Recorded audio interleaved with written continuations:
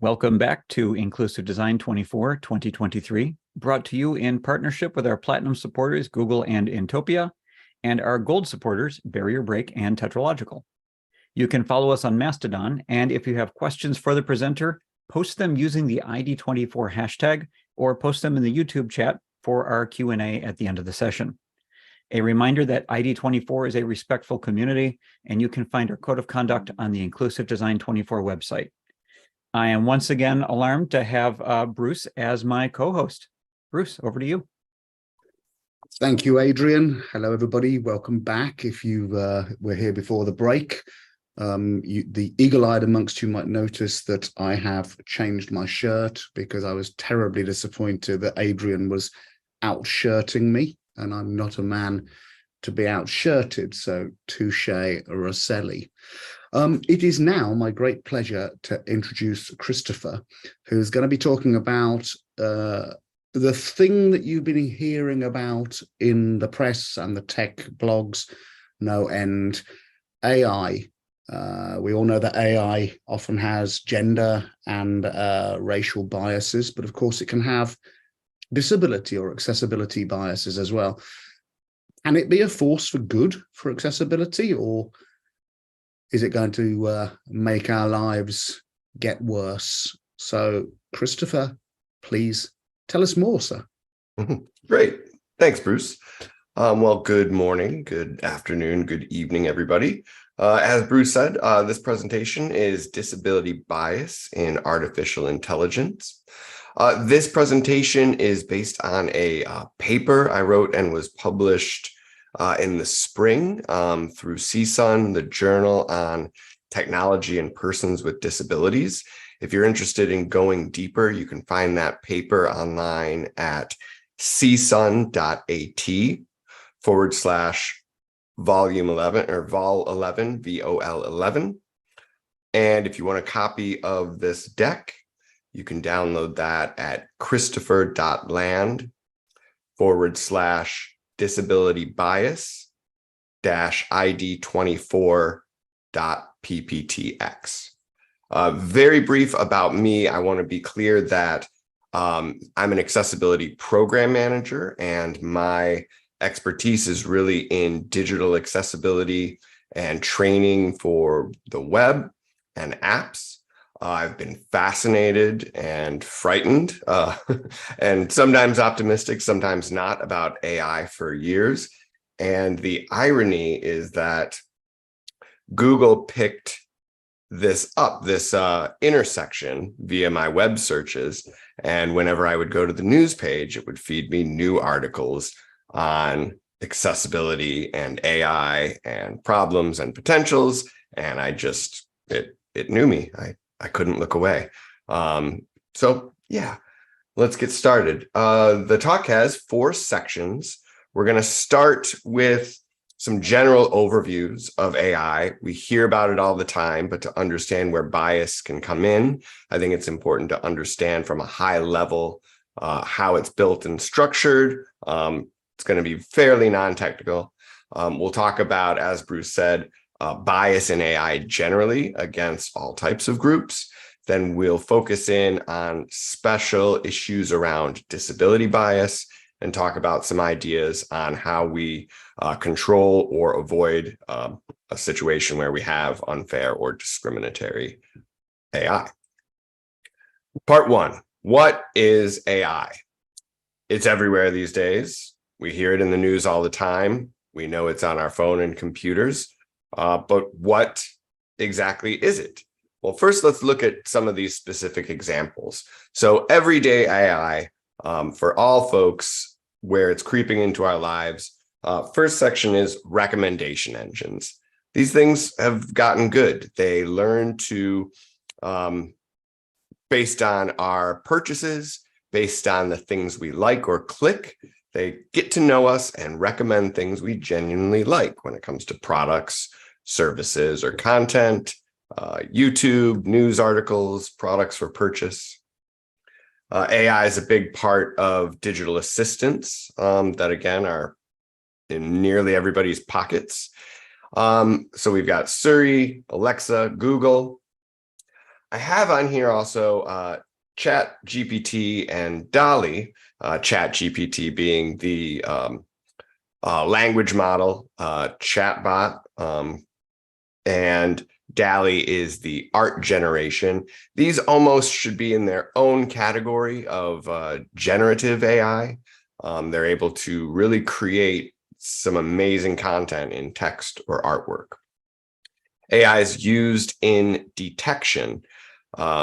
Examples here include financial fraud when you go to another country or make an unusually large purchase. You might get flagged by your bank and say, hey, this looks suspicious. So AI is looking for strange behavior that could be fraud. When it comes to healthcare, I'm thinking about medical imaging and detecting, for example, tumors or problems from medical images. And AI is part of spam and junk email filters. And then we've got autonomous vehicles, including cars, drones, and ships.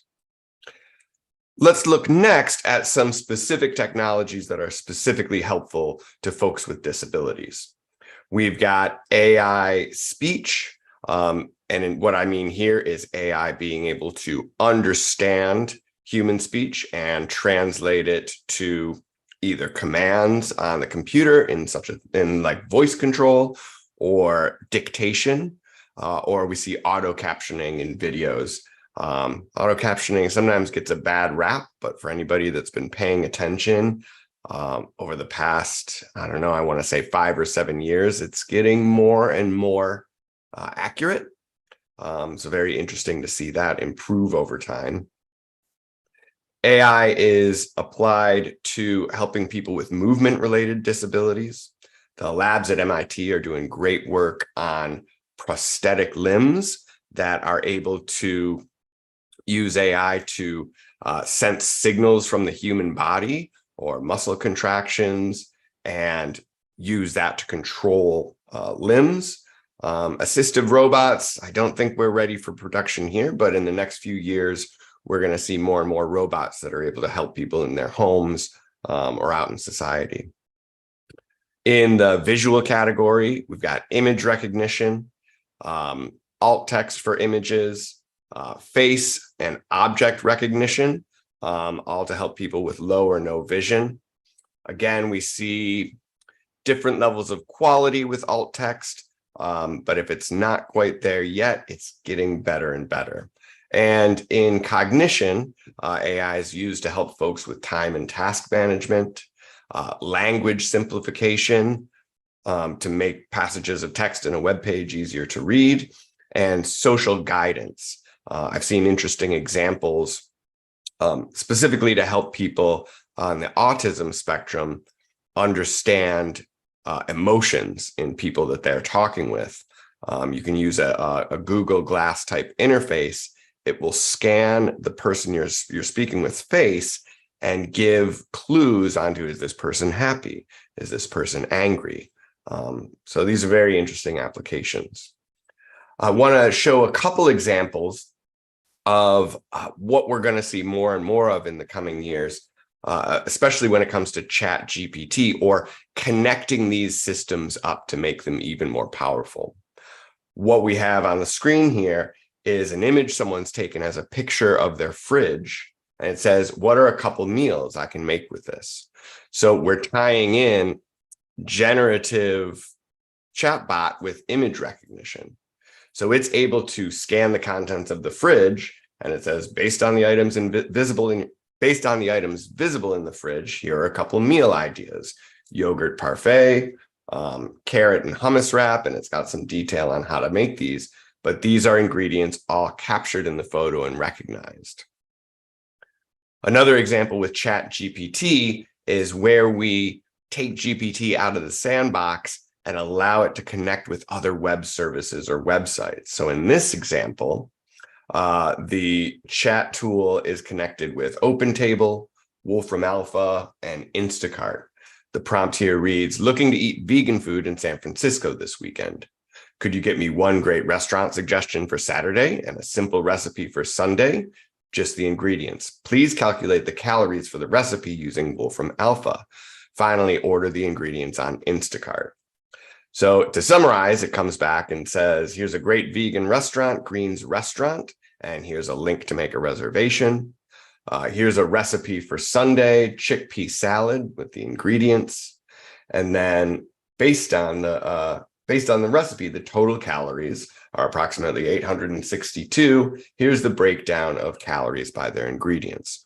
So I hope this just illustrates the power that we're going to see coming out of these systems in the next few years as they integrate, similar to principles of accessibility. This is helpful to everyone and can be especially helpful to people with disabilities. Okay, let's back up and cover some clarifying definitions for AI and what we're going to talk about. Artificial intelligence is the broad science of emulating human intelligence with computers, including thinking, reasoning, learning, and making decisions. AI is the broad category of efforts that people have done to help computers think and make decisions. We've been building AI for decades. Machine learning, is the next definition, is a method of building AI using algorithms and big data to draw conclusions and learn automatically without direct instruction. Machine learning is more recent, probably the past couple decades, and has really led to some of the advances we've seen in the applications we just talked about in our lives. And big data is the last definition: extremely large sets of data, including user details and behavior, language, images, etc., required to train AI. So I want to touch on the reasons we've seen this explosion in AI over the past decade or so. One is the ubiquity of big data. Storage is faster and cheaper and has enabled organizations to track a ton of data and make that data available to AI to learn from. This takes a lot of computing power. So the decrease we've seen in computing cost, while computing power has gone up, is another factor that's enabled this increase in technology. And the last point I want to make is AI studies, say at colleges or within industries, used to be siloed. So the robotics folks were over here in one department, and they were not working with the image recognition people, who were not working with the speech recognition folks. More recently, these groups have gotten together and exchanged information and found common core that they could work on together. So we've seen all these things come together to lead us to the advances we've seen. Need to go a little deeper on machine learning, and we'll contrast that with procedural programming. Procedural programming is the old school way that we've been writing computer programs since computers were a thing in the 50s and 60s. And with procedural programming, a human programmer writes out the logic. The developer explicitly codes how the machine makes decisions. And I've got on the screen an example, a classic example of programming is if, then, and else.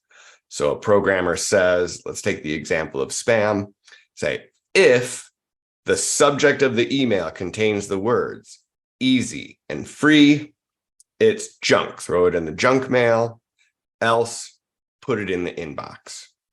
And this is great. This is supported computing, for decades. And you can make a lot of powerful computer programs this way. We run into issues with certain things like the medical imaging. What I want to say is that when this logic gets to a certain size, let's say 1,000 lines or 10,000 lines, it becomes very hard for humans to understand it, maintain it, and debug it. So think about medical imaging. I don't even know how you could approach that because you've got pixelated images that need to be scanned. That is an application that we cannot use procedural programming from. So contrast this with machine learning in the approach. Instead of a human writing out rules, what we do is take a set of big data, we give the program an objective, and basically set it upon the data and have it find patterns. The AI develops its own rules for making the decisions based on the objectives we've given it, based on the patterns in the data. And where I had if then else, instead I have question mark, question mark, question mark. These systems are incredibly powerful and accurate. The problem is called the black box problem. Even though these decision rules are accurate and these systems are powerful, it's not human readable. The decisions are stored in multi-level neural networks. So if something goes wrong with the program, we can't open it up like we could in procedural programming and say, oh, here's where it went wrong. This is the decision rule. We need to tweak it. So let's look at some examples. Actually, let me stop and clarify one thing. If something goes wrong with a machine learning neural network, there's no way to know what caused that. So if I'll bring up this next example, this is a decision tree for whether deciding to give somebody a mortgage. And this represents something written by a human. We've got representative demographic example, a woman age 42 with her income and a cosigner. Is this person less than 40 years old? Yes or no? And then we go down different branches that either terminate or in approve or disapprove. So if this woman, let's say, gets rejected, then she says to her bank, hey, what the heck? Why did my loan not get approved? The banker can go and say, well, we ran it through our logic and we determined that your cosigner was not making enough income. Sorry. If that happens with an AI system, I want to say a machine learning system that determines whether to give the mortgage or not, and someone gets rejected, the banker doesn't have a clear answer of why that person was rejected. This is a representation, and a simple one, of this neural network. So on the left, we have 3 nodes as the input layer, the input going into the system for, so in the case of the mortgage, this might be the person's gender, income, etc. Then we've got the hidden layers, the neural network, where each of these have different weights based on how it's processed the data. And then we have the output layer. The problem is, just to make this point, I've got a black box over the middle layers because this is what is inaccessible to humans. This is a very simplified diagram. In this next slide, you'll see we've got far more input nodes, and this is representative. We've got 10 nodes and we've got 4 layers of multiple nodes, and they're all connected to each other with different weights. I just want to make the point that this is incredibly complex, but the real systems out there have many, many more layers and many, many more inputs. So now that we've covered the basics of how these machine learning systems work, let's take a look at some cases of bias. And just to define bias, it's prejudice in favor of or against one thing, person, or group compared to another, usually in a way considered to be unfair. One of these applications where we've used AI is to help judges determine sentencing and parole. ProPublica did an analysis of this system. This is over 10 years old, so I'm hoping that these systems aren't used in the way they were at that point. But what we've got on the left here is a picture of a white male, Vernon Prater. He's scored by the system as low risk, number 3. We have an African-American female on the right, Brisha Borden, judged as high risk. number 8. If you want to know the crimes that these people are up for sentencing on, Vernon stole about $80 worth of tools from Home Depot, and Brisha stole a bike in her neighborhood worth about $80.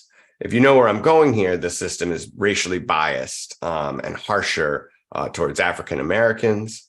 Let's look at their prior offenses.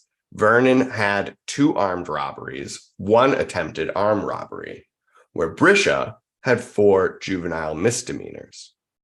So the point of the system, the score, is supposed to predict, hey, is this person going to commit a crime again? Well, the system was wrong. Vernon went on to commit grand theft, where Brisha went on to commit no crimes. Here's the problem. This software was created and sold by a company called Northpoint. So we've got the black box problem, but we have an additional problem of this is a private company, and we don't know what data was used to train on it. There's no transparency here into how these decisions are made. Okay, another example, this is from 2018, a news headline, Amazon scraps secret AI recruiting tool that showed bias against women. So basically the tool, you could take a resume and hold all things constant. And if the name was female, it would be scored more harshly than if the name was male. And the key here, to my point, is it was scrapped.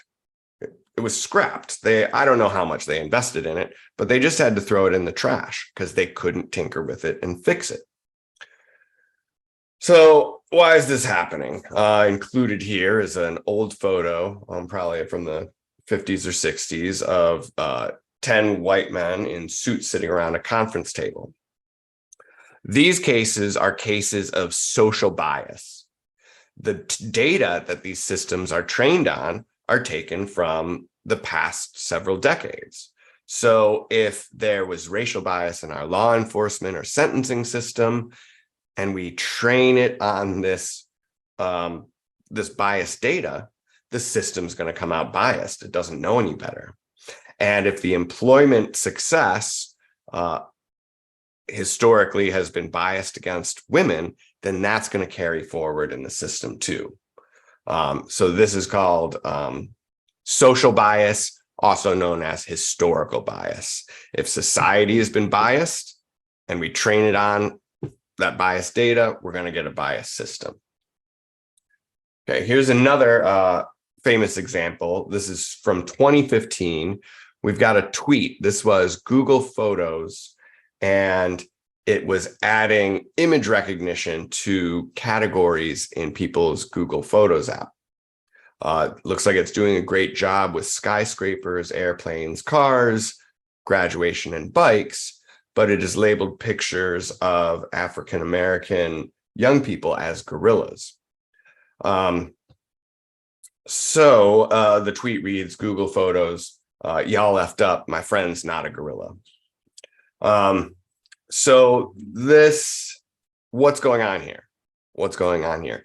This is a different kind of bias, likely. I don't know this for sure, but this kind of problem could come from a different kind of bias, representational bias. And this is where the samples that the system is trained on are not representative of the population that's going to be using it. So just for illustration purposes, my slide has a group of white faces on the left. It's very homogeneous. And then on the right, we have a much more diverse data set. If we use the faces on the left to train our data, we're going to get a system that works really good for white folks and works terribly for everybody else. The more diverse set on the right is going to work for a more diverse group of users. And I want to clarify, this was a bit of a wake-up call, I believe, at Google. They've since put a lot of work and effort into inclusion within the AI systems. There's a really good video you can find on work they do with the new camera app.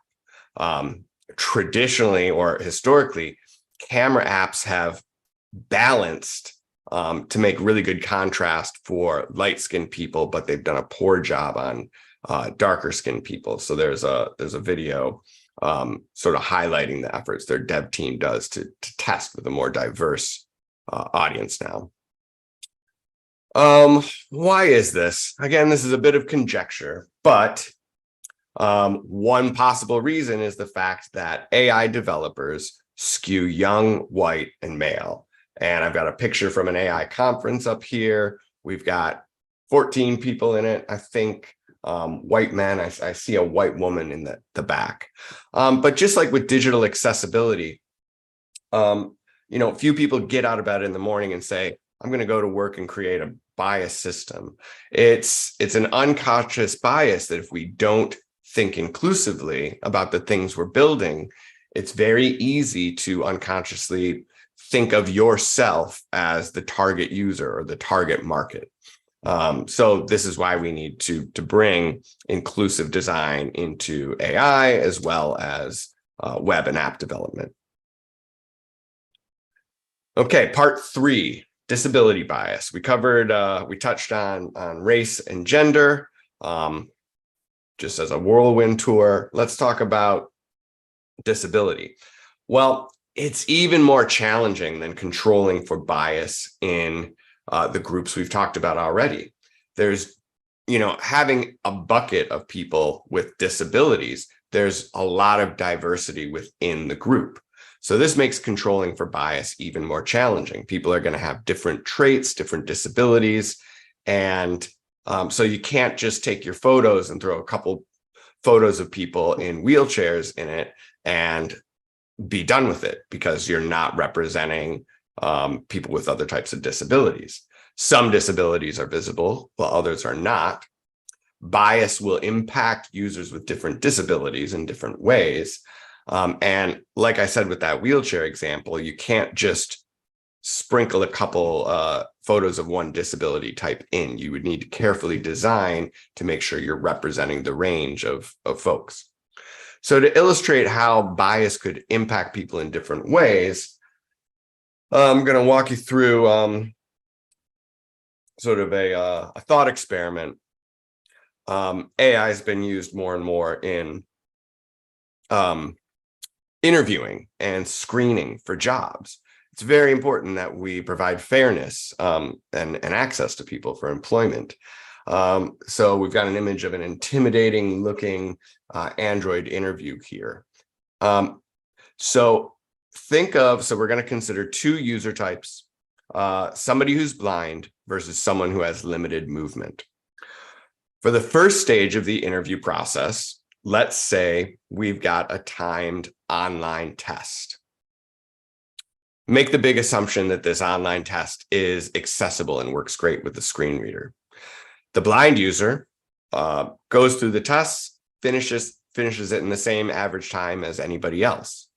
The user with limited movement, because of their assistive technology or their mode of input or where they might have challenges, they get the same accuracy rate, but they've just taken longer. So if this is a timed test that's used to screen people out, the slower user could be screened out before they've even talked to a human. This is a real issue for companies, because imagine if you put a job application out for a junior JavaScript developer that can work remotely. You're going to get tens of thousands of applications. So there is a business need to come up with a smaller group of people, but we just need to ensure that those are fair and not exclusionary. Okay, phase 2 of the interview process. This is scary. These became apparently a big thing during the pandemic. Interviews that are done remotely, and instead of talking to a person, you are recording a video of yourself answering an interview question. In this case, tell me about a time when you solved a problem for a customer in a way that exceeded his or her expectations. And it's an interface to allow somebody to spend 3 minutes answering this question. This video then goes to the people on the team that are hiring to decide whether this person should go to the next round or not. Here's the scary AI part. The videos come through with a hireability score between 1 and 100. Again, this is a private company, so we don't know exactly what factors lead to hireability of a video. AI can analyze emotions, it can analyze tone of voice, facial expression, and eye contact. So for this thought experiment, let's just say that the user with limited movement does great on this video interview. But if this tool has not been tested with blind folks, it might score someone negatively if they're wearing sunglasses or they're not maintaining eye contact with their camera. There's an inherent problem with AI, and I'm showing a normal distribution curve. AI takes a look at these big data pools, and they're looking for patterns. In this normal curve, I've got the middle third highlighted with the tails on both ends darkened. Machine learning optimizes for the mean. That's what it's good at. And so based on this nature, people that do not conform to the average, AI is not going to work as well for. I'm not going to go too deep into math here, but I'm showing a scatter plot with a line of best fit to represent data points. So the purple dots are data points, and the yellow line approximates AI's approach to finding the solution for everyone. We've got purple dots clustered from the bottom left to the upper right, but we have outliers on both sides. There are more outliers on the bottom right, and what happens is this pulls the line of best fit off the course. So what this represents is an AI system, because it's accounting for the outliers, doesn't work well for really anybody, which incentivizes AI programmers to use different approaches to weighing the data to find that center of line best fit. This is called, I believe it's Huber regression, but this is some statistical analysis you would do to find the line of best fit, downplay the outliers or ignore the outliers, find where the cluster is and play to that. So again, this is just illustrative of the idea that AI is going to work best if it minimizes non-conforming data points. In this case, potentially people with disabilities. Okay, switching gears a little bit, I want to talk about the dangers of big data, data collection, and privacy. I hope a lot of folks understand that a lot of big data is collected on us from our behavior on websites, social media platforms, what we buy, where we spend time online. We leave a digital trace. And this is going to be used by companies, marketing companies, especially to profile people, segment the market, and predict behavior and advertise. A scary potential we have here is for people with disabilities to, in essence, be outed or identified based on their online behavior. This could then be used to target people's vulnerabilities for marketing. And you might say, wait a second, isn't medical information protected and considered private? Don't we have HIPAA, Health Insurance Portability and Accountability Act? This is what I learned. HIPAA only applies to healthcare related industries. So HIPAA does not protect people from being profiled based on medical issues from social media or marketing companies. So it's not against the law. Facebook got into trouble, not for this specifically. I'll show a slide in a second, but for giving advertisers the option to place ads on Facebook that do not appear to people interested in the topic of disability. Facebook's interesting. There was internal research that got leaked where Facebook was demonstrating to advertisers that it could detect when teenagers feel insecure, worthless, or need a confidence boost. So again, this is parallel, but if you know the mood of the people based on their interactions with your system, you know the best time to sell a teenager acne cream or body spray. So again, this kind of thinking could be applied to people with disabilities. This is that screen. This is an interface showing choose the people you're targeting for your Facebook ad and exclude people who match at least one of the following: disability. Obviously, this is removed now. The advertiser in this case was an apartment building, which was not basically not ADA compliant. So they didn't want to show this ad to people that could potentially get them in trouble for ADA violations. This was against the law because the Department of Housing and Urban Development got involved regarding bias in fair housing. Okay, how do we control for bias? What do we do if you don't like any of this stuff? Here's some suggestions.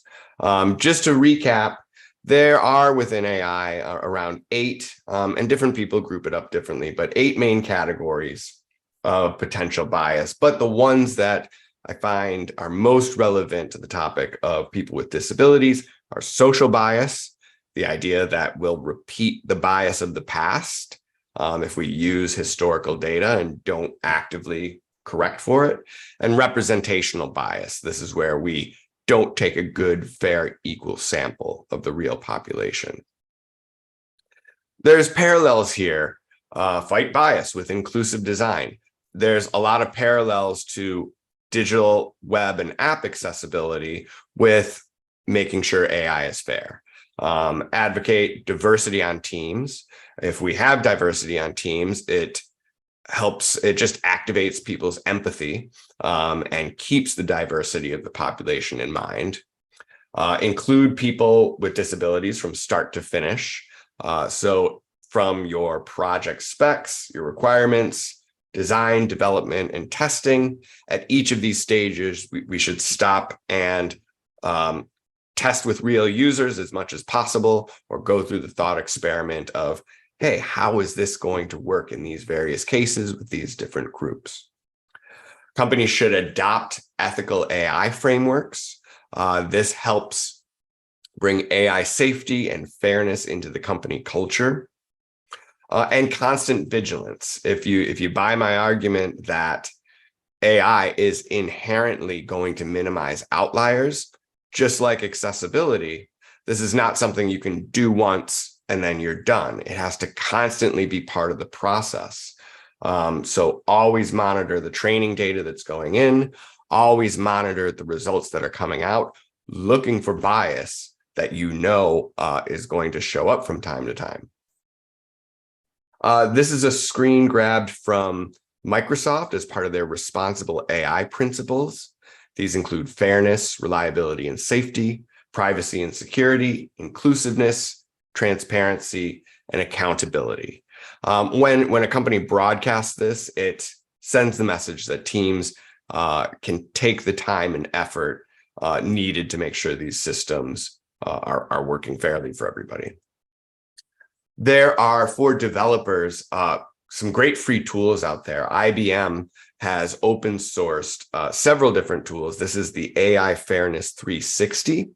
An open source toolkit helps you examine, report, and mitigate discrimination and bias in machine learning models throughout the AI application lifecycle. So my understanding is this tool helps you interrogate your data and make sure your training data is as fair as possible, as well as the outcome. So this is one of many examples out there. Developments are being made to, the black box model is a known thing, or the black box problem. It's pretty uncomfortable when these systems are incredibly powerful and incredibly accurate, yet we don't know how they work. So efforts are being made in research and development towards explainable AI, also known as the glass box model, to try to create situations where we can open up the AI and look at its brain and tinker with it if needed.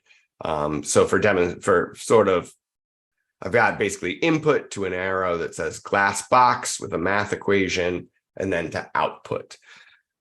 The problem here is it can be done, but it reduces the accuracy of the model and significantly increases development effort, time, and cost. So without outside pressure, companies are not super incentivized to do this. But research is going on in this effort to try to help with this problem. I want to briefly touch on some legal protection.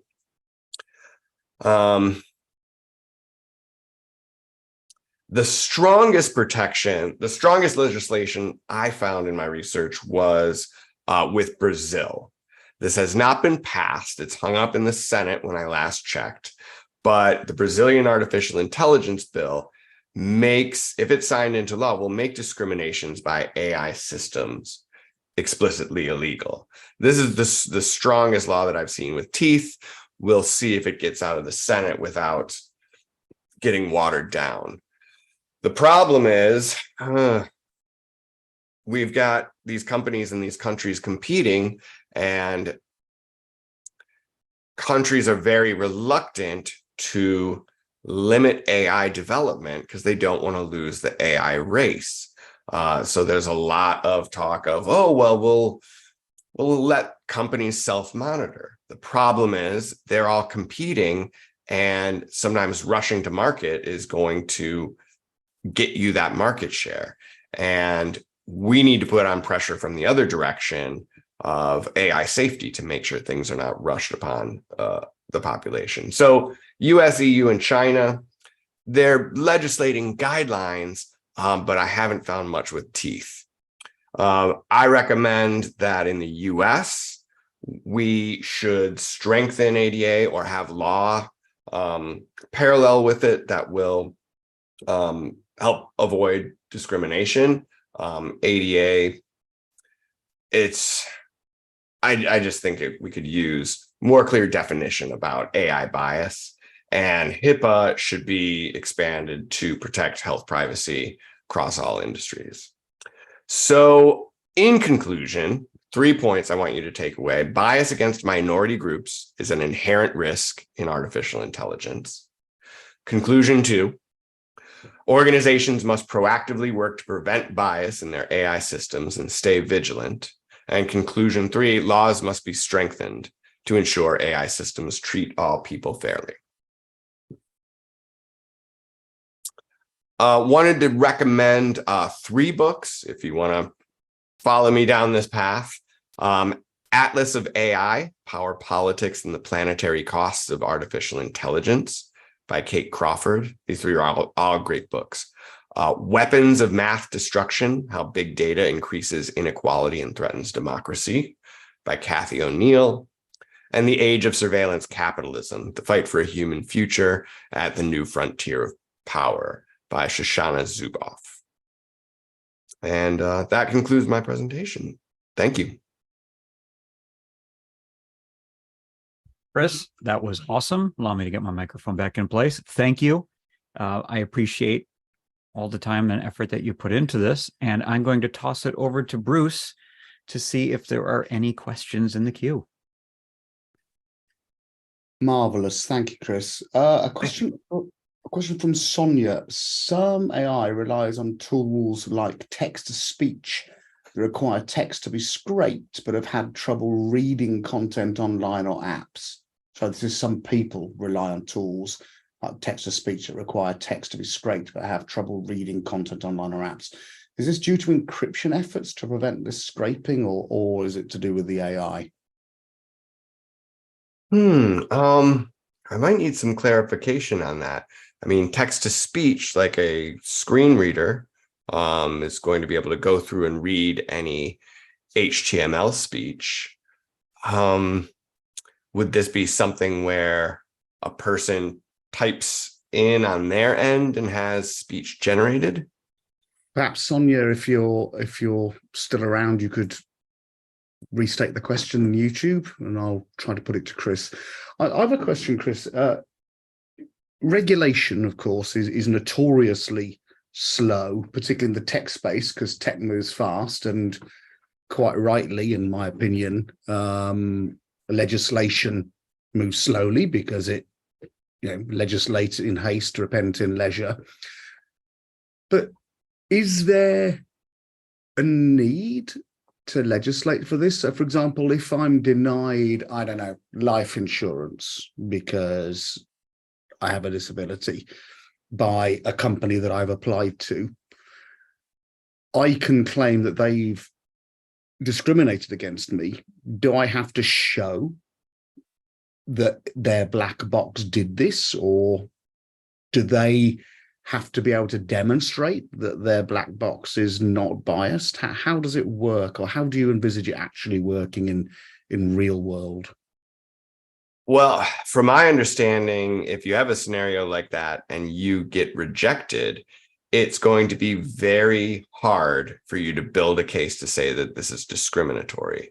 Mm-hmm. So, right, the cases that don't include AI are if somebody doesn't get a job and they're in a protected minority, how do they go about building that case? They don't have a record of how many applicants from different groups are applied. The information you would need to prove your case is essentially protected by the private company. There's one suggestion out there, is that AI has the potential, especially when we're talking about things like life insurance and jobs, to profoundly affect people's lives. Mm-hmm. Some people advocate we need an FDA-like model, so Food and Drug Administration, where new drug companies need to go forward and certify and show that they've done testing and done this work before it's unleashed in the public.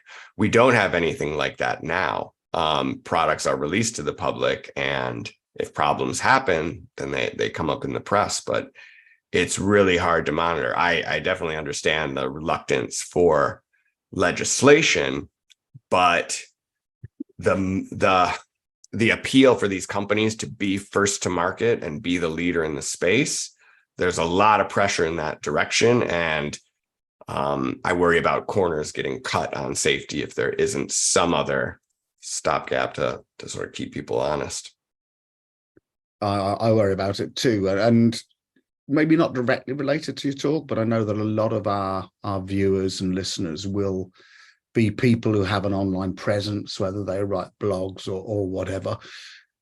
Should I have a legal right to exclude content slurpers from using my content, which mine isn't particularly copyright, it's not even particularly useful, but should I be able to say you cannot slurp up my content to use it in your potentially discriminatory AI? That's a great question, and that's being worked out in the courts as we speak. There's I know people are essentially fighting over, who owns the intellectual property of, say, computer code written by an AI tool or an image generated. Is it written by the person that put forth the prompt?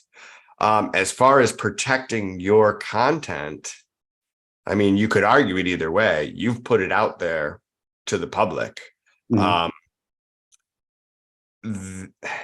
I mean, if you want to respect people's intellectual property and copyright, hypothetically, but how, it's not like they're plagiarizing what you wrote and reprinting it somewhere else with their name on.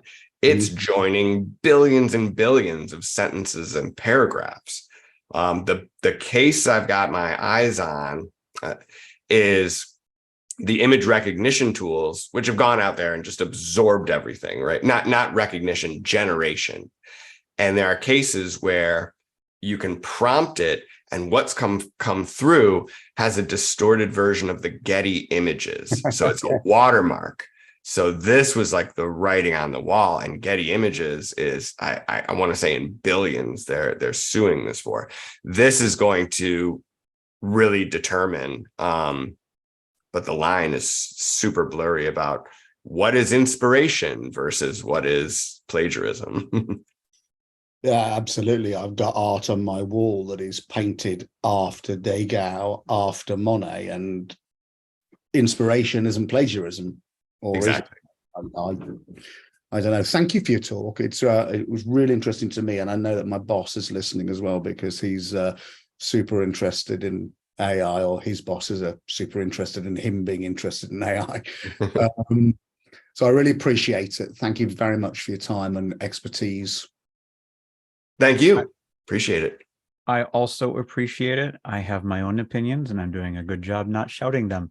For what it's worth, there are some more questions that showed up in the channel, but we're out of time. When I say the channel, I mean on YouTube. People have asked some additional questions, but we have to move you along so we can get the next speaker on deck. So I'm going to wrap this up. For you viewers, if you like this session, mash that YouTube like button, and don't forget you can subscribe to youtube.com/inclusivedesign24 to be kept in the loop on our future events. Inclusive Design 24 is brought to you with thanks to our supporters: Google, Intopia, Barrier Break, Tetralogical, Intuit, InfoAxia, and the Law Office of Laney Feingold. Inclusive Design 24 will be back on the hour with our next session. We'll see you then. Thank you, everybody, as always.